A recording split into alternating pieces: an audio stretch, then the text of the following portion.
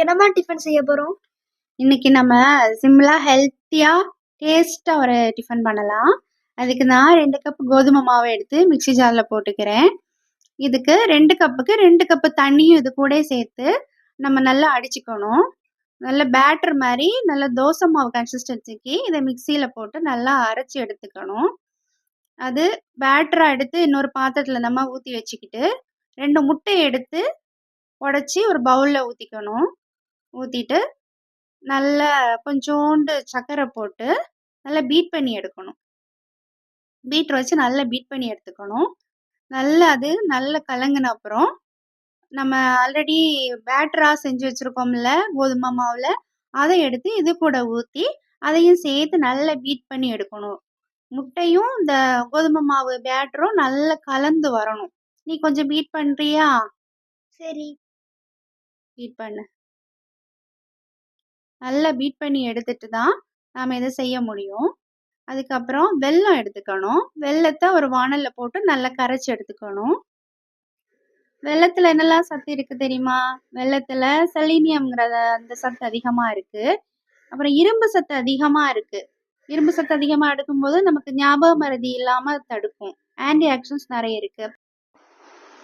நான் கேரட்டையும் தேங்காவையும் இந்த வெல்லத்துக்கு கூட போட்டுக்கிறேன். இந்த கேரட்ல என்ன சத்து இருக்குன்னு தெரியுமா உனக்கு?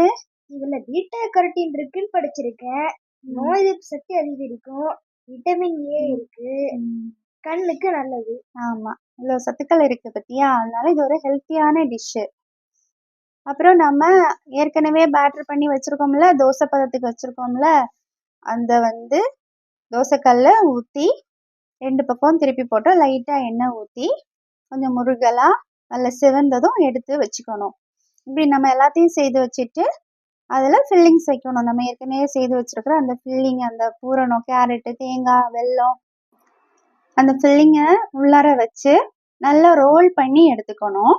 இந்த ரோல் பண்ணினதை இன்னும் அழகாக்குறதுக்காக நம்ம அந்த ரோலோட 2 எண்டையும் முட்டையில் முக்கி எடுத்து சேமியால டச் பண்ணி எடுத்து இன்னொரு வானல் வச்சு அதில் நெய் ஊற்றி இதை போட்டு 2 சைடும் திருப்பி போட்டு எடுத்துட்டோம்னா நல்ல டேஸ்டான ஒரு ஹெல்த்தியான டிஃபன் நமக்கு ரெடி ஆகிடும். இதை செய்து பார்த்து சாப்பிட்டு எப்படி இருக்குன்னு சொல்லுங்க. அம்மா எப்பவுமே கோதுமை மாவுல சப்பாத்தி தான் செஞ்சு தருவாங்க. இன்னைக்கு தான் ஏதோ டிஃப்ரெண்டா செஞ்சு தந்திருக்காங்க. எப்படி இருக்குன்னு சாப்பிட்டு பார்த்து சொல்றேன்.